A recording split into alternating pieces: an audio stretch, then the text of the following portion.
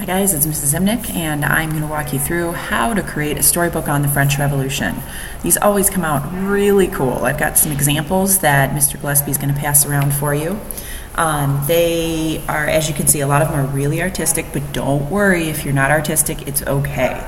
I always tell people you want to make this suitable for a 10-year-old, so make it simple language, easy to understand pictures. And I do always say that, you may want to make the 10-year-old cry. I mean, this is the French Revolution. There are guillotines and a reign of terror, so don't be afraid to show that in your book. You can do this alone or with one partner of your choice. Now, since you're choosing your partner, choose wisely because you know sometimes your best friend doesn't make the best partner. So you will receive the same grade if you work with someone. If you are alone, I will take that into account when I grade it, and I will probably also give you a little extra time as well. It's 35 points. It should be pretty easy points as long as you do what you need to do. So what do you need to do? Let's start there.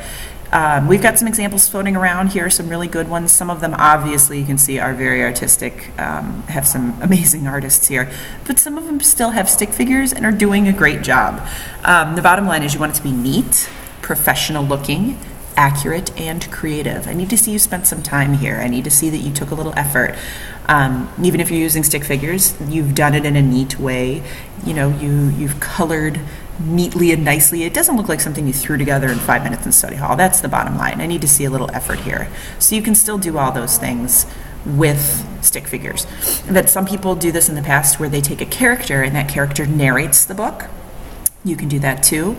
Like cut out a little picture of SpongeBob and, he can narrate each page, whatever you want. So how do we plan it out?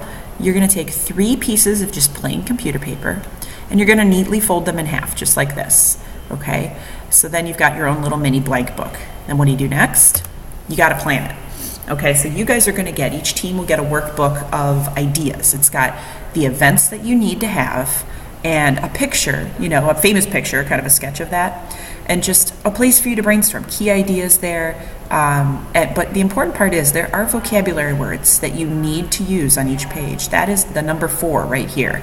That's at the bottom of your workbook, your brainstorming workbook. You have to somehow incorporate those into your page. So just don't forget about that. Once you get a basic idea of what you want on each page and how you want to show that, the next thing you want to do is in light pencil, plan what topic will be on each page. This is especially important for those of you in partners. You're going to want to have, just write cover on the front, introduction right here. Estates General, nice and light in pencil, because then you can pull this book apart and you and your partner can each take a couple of pages and work on it at home, and you know that when you come back things will be in the right order. So like I said, make it in pencil. You can erase it later, but it just makes it really easy, especially for those of you in partners, to keep things the way they should.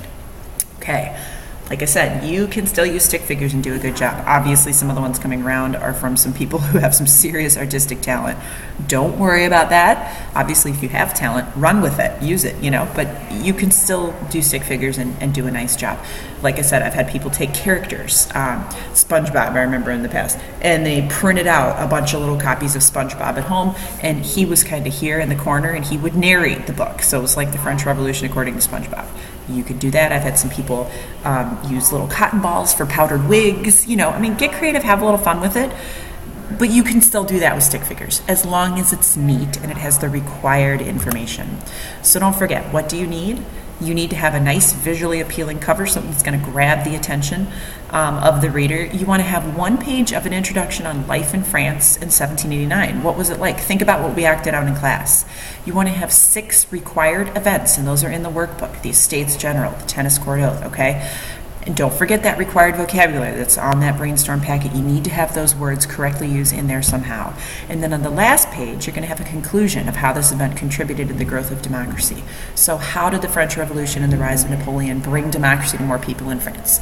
Bottom line, be creative, keep it neat, make it professional looking, have a little fun. 35 points.